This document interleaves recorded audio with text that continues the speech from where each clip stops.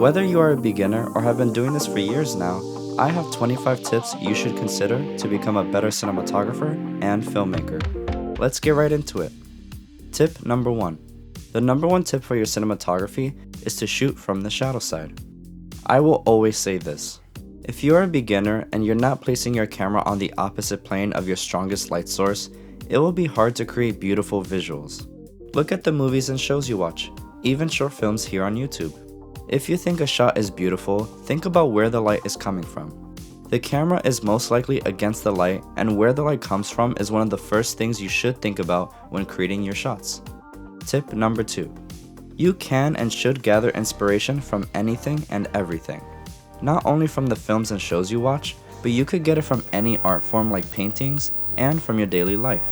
There's great inspiration to be found on YouTube as well, with more and more filmmakers creating short films that are uploaded straight onto here. Look around you for inspiration that makes telling your story unique to you. Tip number 3. Pre-production is a must if you want to succeed in whatever you make. You need to properly plan your shoots and projects to create the best work you can create. This is when you start figuring out how you're going to reach that final creation. You problem solve and plan, and things might not go according to the plan, but the more you prepare in this stage, the easier the whole process will be. You can always pivot or change things as you go, but you have a good start to get the work done. Tip number 4. Don't focus on the camera gear you use. It doesn't really matter what camera you're shooting on. The only thing that matters is the experience you get while using that camera. Cameras that come out now all have incredible image quality with barely noticeable differences. They come with different features that are good for varied use cases, so you need to see what is best for your own voice and style, stick to it, and not listen to others' opinions if it doesn't affect the work you can make. What you put in front of that camera matters way more, as you can create meaningful work even on an iPhone. Tip number 5. If you're watching this video and still haven't subscribed to the Adorama Cinema channel, then what are you waiting for? You are getting some of the best cinematography, editing, overall filmmaking tips, tricks, and guides you can find here on YouTube. So many different creators and filmmakers are on here to teach you everything you would want to know, and make sure to turn on notifications so you don't miss out. Tip number 6. This might be the most important tip on this list, and that is, nothing comes in the way of telling the story. The whole filmmaking process we go through is to serve the story being told. Anything else does not matter. Whether it's by yourself or you're working with a crew, you're all there to serve the story you, the director, or whoever it is trying to tell. Never forget that. Tip number 7. If you want to improve your cinematography skills fast, you have to practice. These are the best ways you can practice by yourself. Recreate your favorite shots you've enjoyed in cinema. This is the easiest way to learn how to create the lighting, look, and feel of a shot you admire. Create scenes using that first shot inspiration to create little stories that lead to something more. And make short films all by yourself so you can learn what it takes to put it all together. No matter what it is, keep practicing and keep creating. Tip number 8. To continue from the previous tip, keep posting whatever you create. The more you post, the more you will learn and see what you need to improve and work on with your skills.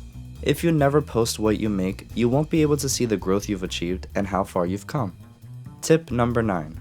Learn the rules so you can break them. This goes for any rule you might find in filmmaking. Even shooting from the shadow side is a rule we can learn to break if it serves the story we are trying to tell. Any rules we learn when starting can be broken if you know them inside and out. There are no real rules that we must follow every single time. Tip number 10.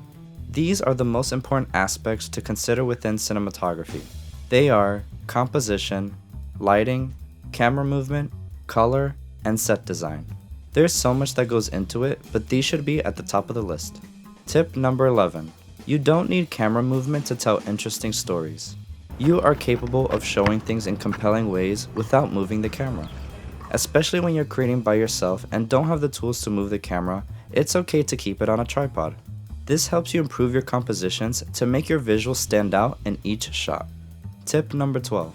These are the most important aspects in lighting. Always consider these when lighting your scenes.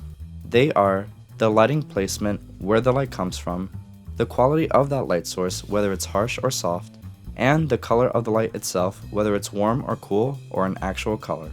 Tip number 13. When lighting your scenes, don't be afraid to mix harsh and soft lighting. That will give you more depth, avoiding a flat look. You'll add dimension, and there should be different qualities of light within a single scene if you're going for a more realistic lighting approach. Tip number 14. There are so many aspects that are part of the composition. Some you want to consider are aspect ratio, focal length, camera angle, focus, positive or negative space, and contrast. Tip number 15. For compositions, it's important to think about what you want your audience to see and what should be kept hidden. They don't need to know everything that is happening, or maybe they should be aware of something that your characters aren't noticing. Sometimes it's better to show, don't tell. Tip number 16. Work on your color grading skills. Especially if you're a cinematographer, it helps when you can bring your own work to life yourself. Don't push too hard on the colors when you're first starting to figure it out, and if you do, you can always pull it back. And if you want a more in-depth look, you can check out my color grading tutorials on the Adorama Cinema channel. Tip number 17. Whenever you are filming, no matter what it is, film an extra 10 seconds before you stop recording. This can save you in the edit when you need just a little bit more time than you thought, and it's something so simple and easy you can do every time you press record. Tip number 18. Make use of negative fill. This helps you add contrast back into your shots, get deeper shadows, and a moodier look depending on what you're going for. You can use anything black as a negative fill as long as it is big enough to take away light from whatever you're focusing on. Don't be lazy and add negative fill. Tip number 19. If you want to create atmosphere and light rays in your shots, you need haze. This is what creates volumetric lighting and makes light visible in a space. There are many different haze and fog machines you can use to achieve this look. Just make sure to fan it out in the space and let it settle before you start filming. Tip number 20. You should dirty up the frame. If things feel too clean in your shots, you should try adding more elements into your foreground and background, obstructing the view of your main subject. You don't have to do this in every single shot, but mixing these in here and there can spice up the overall project and can affect the audience on a subconscious level. Greg Fraser is the best at this, and you can see throughout the films he's worked on just how far he goes to dirty up his frames. Tip number 21. Don't shoot everything at a shallow depth of field. Let more things come into focus. Let your audience see more of what's around your character and how they interact with the environment. Shallow depth of field should be used as a tool, and not every single shot needs to be blurry. Think more about why something should be visible in your composition. Tip number 22. You cannot forget about the music and sound design. This will help you elevate your visuals and leave a lasting impression. The scores behind your favorite moments in cinema in a packed theater enhance your reaction to what you're seeing on screen. Take that sound away and you lose that impact. Tip number 23. Being a cinematographer is more than telling the story visually and creating beautiful images.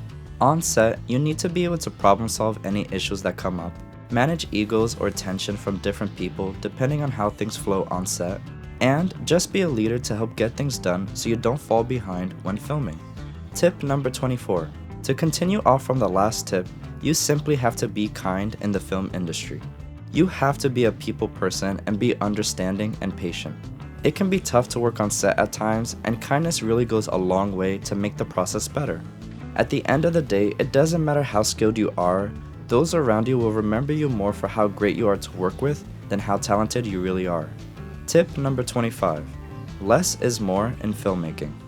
You can create with a single camera, with a single lens, and minimal gear, and still come out with amazing work. You don't need to have so many lights to create cinematic images. You don't need the latest cameras or even cinema glass. What you need is a good eye and a story to tell, and sometimes it's best to keep it simple. Having less to work with will help you be more creative with what you want to achieve and how to get there. If you have any more tips you'd like to share, leave them down in the comments below. Leave a like and subscribe if you're new to the channel, and I'll see you in the next one.